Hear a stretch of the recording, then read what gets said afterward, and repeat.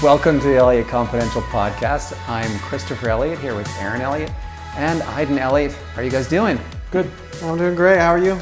Oh, it's been 3 weeks since our last podcast. I feel like I'm at confession.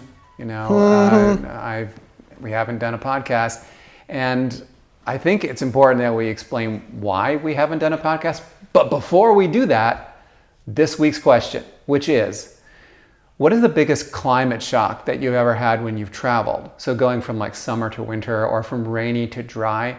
The reason I'm asking is that we went from the Antarctic to the middle of blasting summer here in Western Australia. So I want to hear your story about climate change, the sudden kind, not the gradual kind. So we actually have had a very interesting transition to Perth. It started with getting over 13 hours of jet lag, and then what happened? Well, we had a little bit of a slow start here in Western Australia.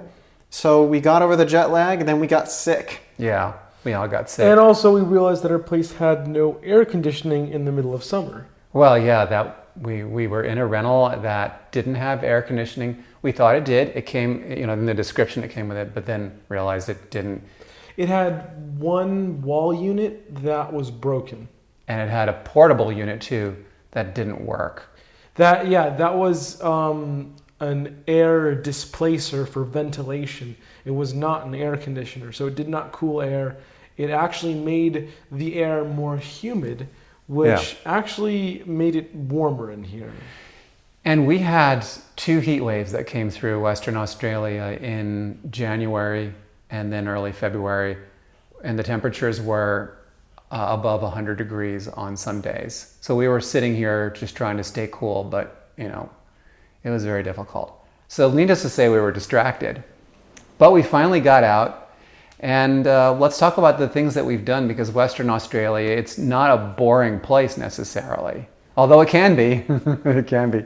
We were in the suburbs in a little town called Dianella, which is roughly 20 minutes north of the central business district. So, Aiden, what's Dianella like? Can you just kind of describe it? It's a suburb. Yeah. First of all, when we met with the PR people here. They said, "Wow, you're way out in the burbs. How did you end up here? How did you end up there?" Yeah, right. And it's not actually that far away from everything. It has its own thing, really. So it is far away from CBD. It's about a 15-minute drive. CBD, Central Business District. We're not talking about the international herb here. And and it's about a 15-minute walk from Morley, which is a bit of a shopping district. They have kind of an older mall that opened in 1984. I looked it up. Yeah, and so we walk there very frequently, but it's not CBD. It's just a small little shopping area. Yeah. And it's a nice area, but it is definitely out there. And I actually think most people, when they come here, they're going to probably end up here because of how expensive it is for rent here. You're absolutely right. In the entirety of Perth. It's very expensive, yeah.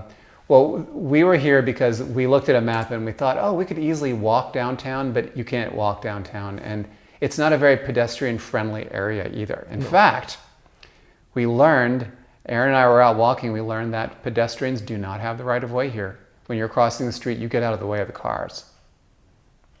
Yeah, I actually remember, I kept telling you guys, wait, please, yes. Wait. Because I had some initial poor experiences with the motor vehicles here, and so I searched up some information and talked with an Australian friend of mine, and basically the cars will run into you if you get in their way. Yeah.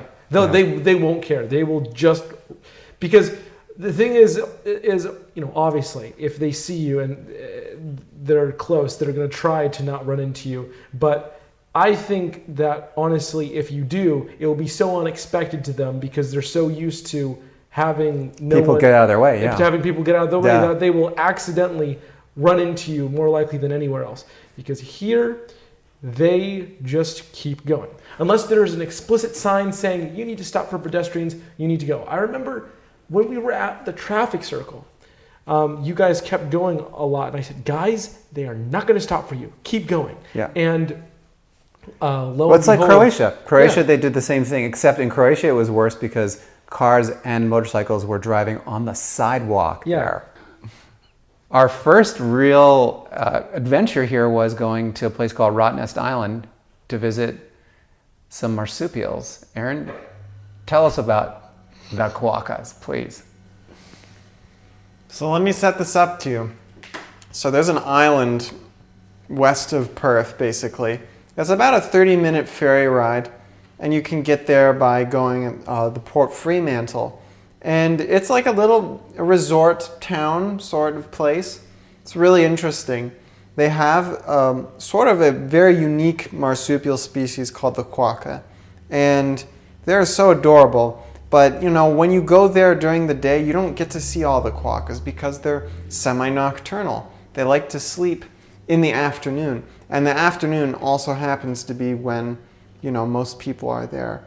But if you go there at night, then you can see all of the quokkas because they wake up and they're quite vicious. They'll actually try to attack. Yeah, they'll try to come after you if you're like riding a bike.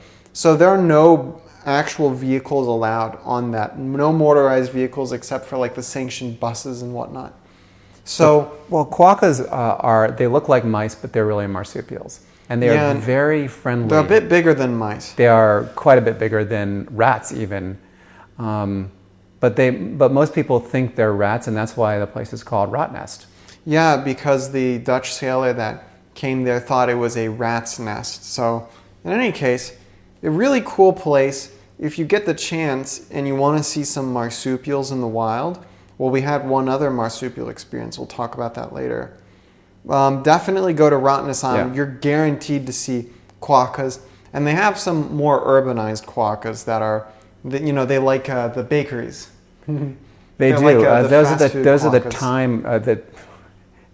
those are the tame quokkas, the ones that hang out at the bakery, and they actually are more active even during the day because they're used to getting fed by people. Mm-hmm.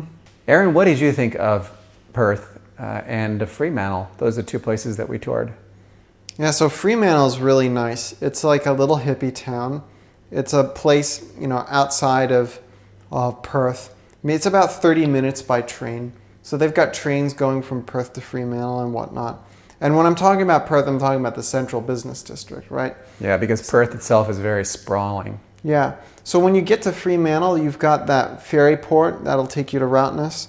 And then you have the downtown. So the entirety of Fremantle is like only a 10-minute walk in total diameter. So it'll take you at most 10 minutes to get from one part of Fremantle to the other. And they have all sorts of cool bars and restaurants and very unique things there. Like the cappuccino strip. Cappuccino strips. They've got their own beer collectives there. They've got a lot of history there too. You know, Fremantle was for the longest time just where everyone worked. But, you know, now it's quite residential. Yeah, it's kind of a hippie town now. Yeah. It's got a nice vibe. It reminds me a little bit of maybe Santa Monica. Yeah. Santa Monica. You know, just because it's close to the water and everything like that. Yeah. Yep. Perth CBD. I want to say Fremantle was really a growing area for tourists to go to. Very nice. Yeah, and they had the really nice indoor market as well. Yep. Very crowded They got indoor all that. market, yeah. Yeah, and they've got Good. that market, and, you know, that's something that the CBD doesn't. You know, the CBD is more like a shopping mall. Yeah. Yeah, downtown is like that, and it really is. It's got all of the big stores and a lot of people who are tourists, and you know, it's kind of like a lot of big cities. Yeah. Just a downtown shopping district, but Fremantle has a lot more, I would say, character.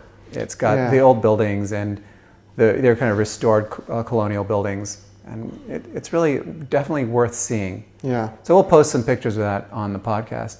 But we should talk about the other marsupial encounter that we had, which was when we went to see the Pinnacles. That's north of Perth. So Aaron, you and I went to see the Pinnacles. What are the Pinnacles?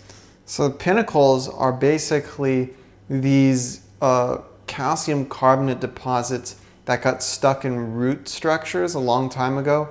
And then I forget exactly the geological reason, but in any case, the trees disappeared, and then basically the soil was sand. Yeah, and so there's just these pillars sticking out of the ground. Yeah, and so the sand, was blown away, and those pillars are all that remain. So it has this really crazy landscape. If you ever go there, or if you see pictures of it online, it really is, it's like nothing else. It's like a desert, and you have these large rocks sort of just sticking out of the ground. Yeah. Yeah, it's pretty amazing. And we drove north, and there's really not much there. Once you get out of Perth, it's very outback. Is that the right word? Yes, very outback.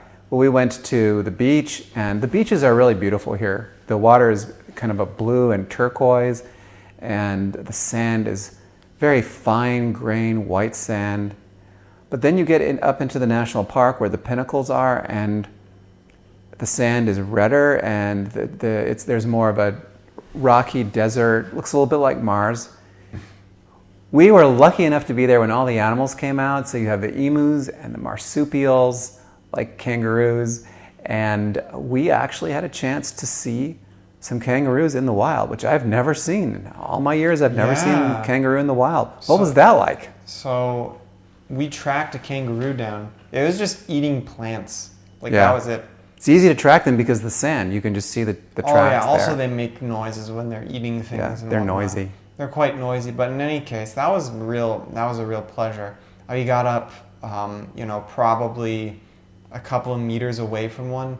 Didn't really mind us there. I mean, I guess they're not really afraid. They're kind of used to things, or they just don't fear humans.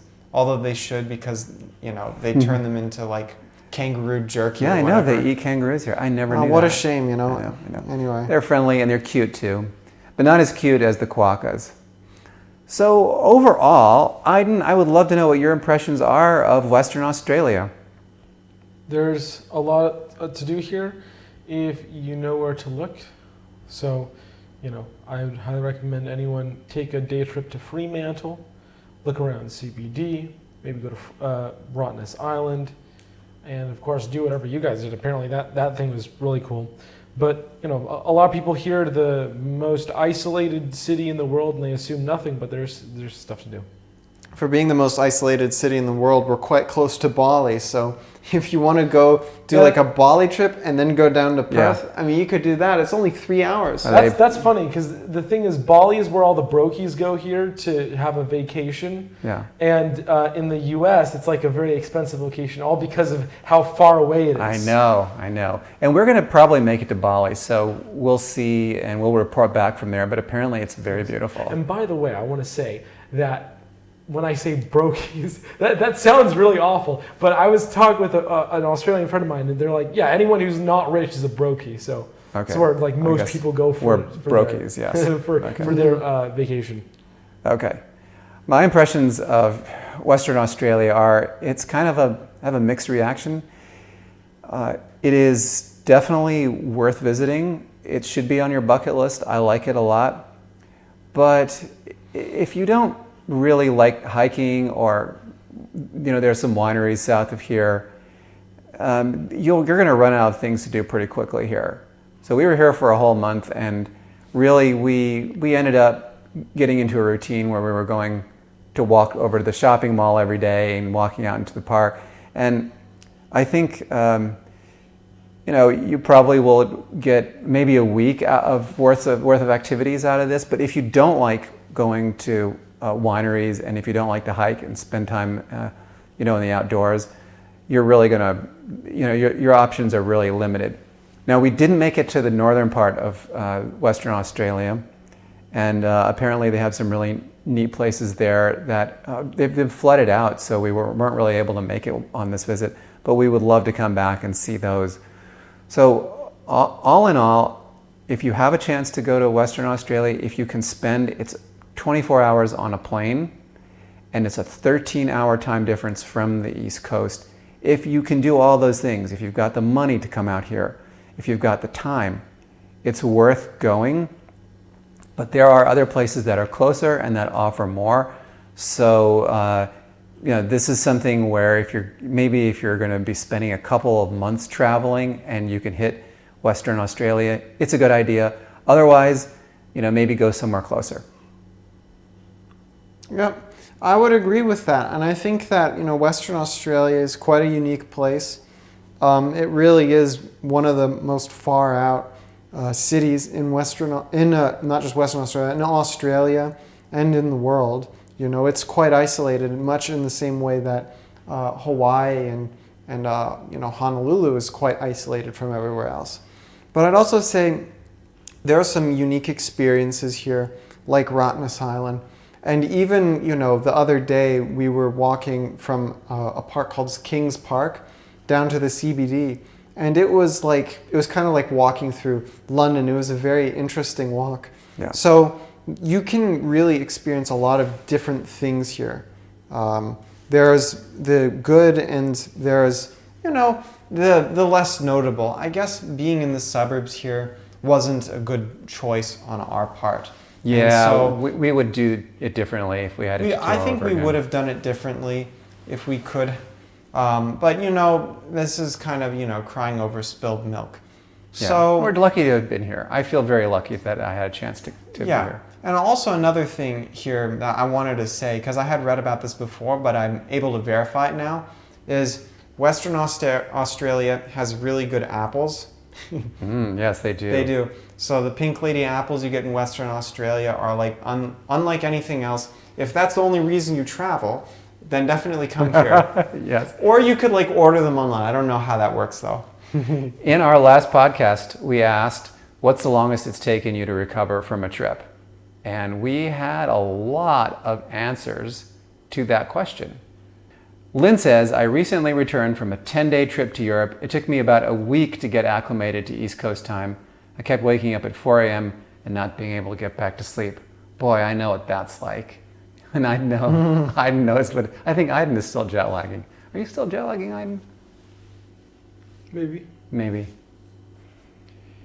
Annie says the most extended recovery I've ever had is flying from our home in Colorado to our home in Perth. That's right where we are. We lived there for 3 years, and each time going in that direction kicked my tail. It took at least 10 days to recover after adjusting to mountain time for 6 weeks. I always heard that it is a one-day recovery for every hour of time change. I found that to be true, especially going east to west. Wow, I know exactly what that's like. Our time difference was one less than hers because we were going from Houston, which was in the central time zone, to Perth. So for us, it was, 14 hours, but for her, it would have been 15 hours. Crazy. That's just a lot of, that international date line really screws you up. And Mickey says, I lived in Japan for a year. It is 14 hours ahead of Eastern time. When I got back, it took me 3 weeks to get acclimated. I hadn't needed that much time on short business trips, but because my body had completely oriented itself to Tokyo time, it was protesting the difference. Get it? Oriented itself. Yes, of course. Oh God, wait, no. You're not allowed to say that anymore. No, that's a clever pun. And we're going to be in Tokyo soon. It's one of the places that you've really wanted to go see because of your fascination with Japanese culture. I want to eat mochi. I want to eat Sushi. seal meat. Said the vegan. Hey, thanks so much for listening to the Elliott Confidential podcast. I'm Christopher Elliott here with my sons Aaron Elliott and Aiden Elliott. We're so glad that you joined us. We will see you next time. Ciao, ciao. Bye-bye. Bye-bye.